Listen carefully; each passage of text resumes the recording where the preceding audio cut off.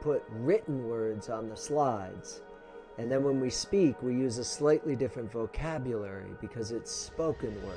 And this creates a disconnect for the audience of, wait a minute, that's not quite the same thing. Which one's right? Basically, you should not be a talking research paper. You should be a human being. Close your eyes for a moment. Put yourself back in that space. When you did the calculation and you sat and you waited for the computer to do the calculation, and then the computer gave you the calculation and you saw it, how did you feel? That's the space that we're trying to find. True or false, and why? The statement is this: you should not record yourself because it can destroy your self-image. False. You should record yourself, but you should listen to the recording in a very specific way. And the way you should listen to yourself on tape is not the entire thing. You should listen to a 30-second segment in the middle. And in that 30-second segment, you should identify one thing that you liked and you'd like to do more, and one thing that you'd like to change. And then you should delete the recording, do it again, and make those two shifts. Do more the thing that you like, do less the thing that you don't like. But you only need 30 seconds, and it needs to be in the middle. And until you've done this 5, 10, 15, 20 times, you should not listen to the entire recording of your talk because you very likely will undermine your self-confidence. That's a very good advice. Okay, next. True or false? Slides are just a visual transcript of your speech. So what you're saying must be clearly reflected in the slides. False. Your slides are not a transcript of your speech. Your slides should have very few words on them. However, any words on your slides, you should say. So the words that, unless it's, maybe the key to a graph or something, but the words that are on your slides need to be the same words that you're using. Too often what happens is we put written words on the slides, and then when we speak, we use a slightly different vocabulary because it's spoken word. And this creates a disconnect for the audience of, wait a minute, that's not quite the same thing. Which one's right? And they may both be right, but while the audience is trying to figure out which one's right, they're not listening to you anymore. So you need very few words on your slides, and the words on your slides that do exist should be words that naturally occur when you speak. Even if you have a lot of results to show, you should still use fewer slides. True, because you shouldn't show a lot of results. You should choose key results to show. And then you have a Q&A at the end. You should tell people that other results exist. And you should set up your final slide in a way that it can be interactive, which you can do on PowerPoint. And you shouldn't waste your final slide with a thank you, because your final slide is the one that is often there for the longest. But you should have on that final slide the ability to hyperlink to the slides that people might ask questions about, including the results that you didn't show. If you're doing a 10-minute talk, one result. If you're doing a 20-minute talk, maybe 2 or 3. If you're doing an hour talk, 2 or 3 results. We're not going to remember 5, 6, 7, 8 results. Talks are about creating memories. Don't overwhelm us with results. Your job is to choose which one you want us to share.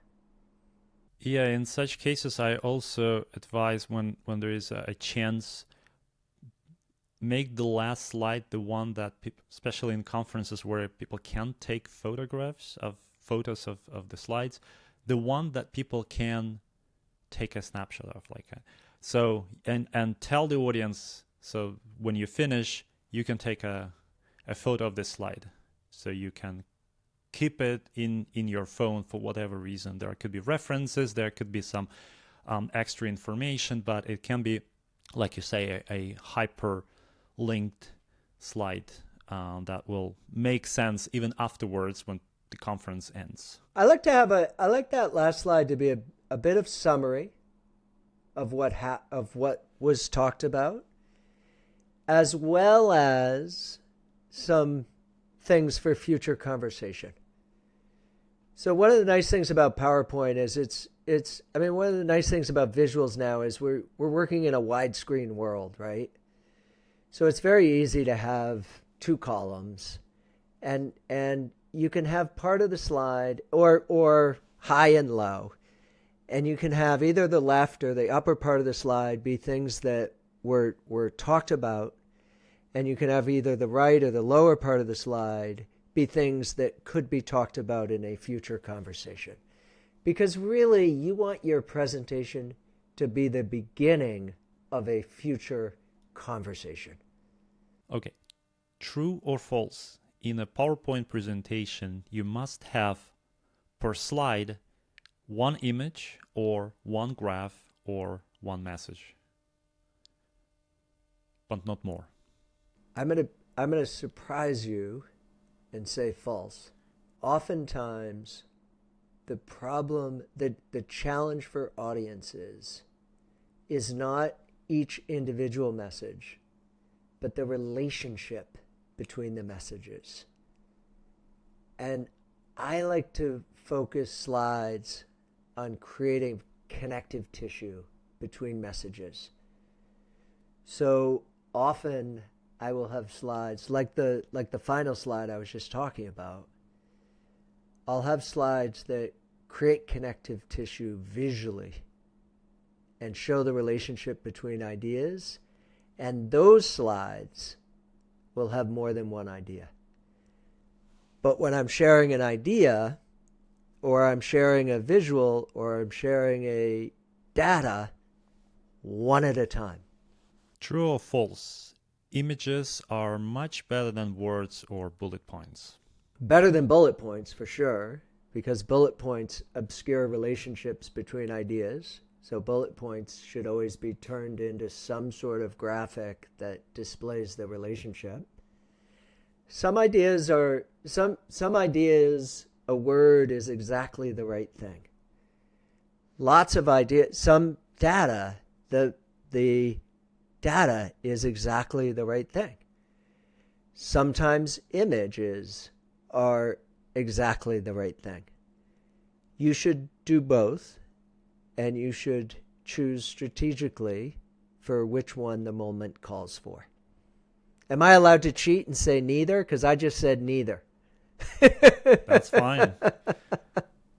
I'm just putting here things that people often ask or often say or think about maybe, and so that's where I'm trying to frame it in a way that, well, I love it. They're good questions. Maybe not. So they're good questions. Okay, next one, even more provocative. True or false? Being provocative or emotional during a presentation is a sign of immaturity and unprofessional behavior. False. Why? Being purely objective and neutral misses the moment. The moment calls for you to present. Not just for a presentation, but for you to present. And you are a human being, and you have emotions. And we want to connect with you. We want to hear more than we could learn from just a journal article. And the more than we can learn are the things that you think are important and the reason you think they're important. And we need to not only hear that from a content perspective, but we need to hear that from an emotional perspective as well. Basically, you should not be a talking research paper. You should be a human being. You should be a human being. That's how you get memorable, right? One of the things I say is that there's a really simple difference between a journal article and a presentation. You. In the journal article, we lots of times we kind of erase the author, depending on the field. In the presentation, we want the author to be there. True or false? Because in academia, we assume unbiased presentation style. Emotional stories and dramatic visuals contradict it. So it contradicts the very essence of academic False. existence. Sort of. Performative contradicts it. Authenticity does not. Where's the line between the two? The line between the two is you. The line between the two is where are these emotions coming from? Where are these gestures coming from? Are you watching a TED Talk and learning the top 30 gestures that you should be saying in order to perform well on a viral talk, in which case that's performative? That's not authentic. Are you saying, were you not surprised at all by the results? But you think that if you say you were surprised, people will react positively, and you're actually being dishonest? That's performative. And it's garbage, and it doesn't belong in a research talk. But what does belong is the truth. And the truth is, you did this research. We're not here to invent a story. We're here to share the story of the research in a way that is real and is human. That's a very good answer. Thank you. But I'll try to challenge it.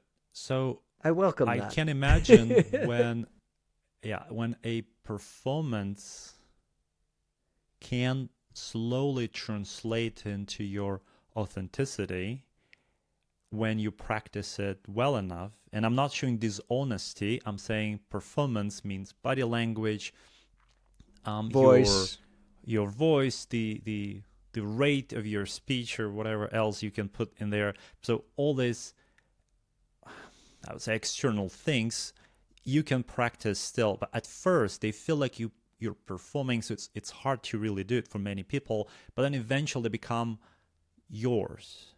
And do you think that's the way to do it? Or if you authentically can't do it from birth, I would say, sorry about it, you shouldn't really do it. I think when we look at children, we know that we can do it from birth. And what we do is we train it out of people. And what I do with my work with people is create the space that allows it to reemerge. And it's not performative if it's how you actually feel. And I see this over and over again where somebody will say, we were super excited when we got this result, or we were surprised when we got this result, or I'm very dedicated to doing this work. And I'll simply say to them, well, you say you're dedicated, but you don't sound dedicated. Or you said you were surprised, but you didn't sound surprised. Or you say you were excited by this, but you didn't sound excited.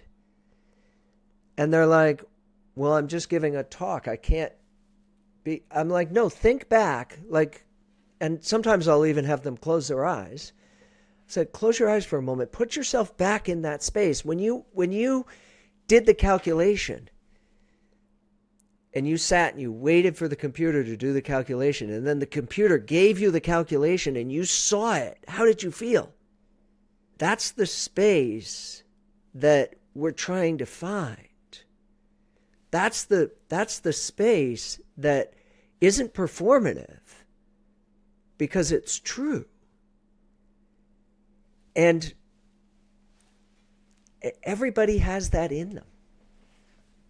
Okay, the last, true or false.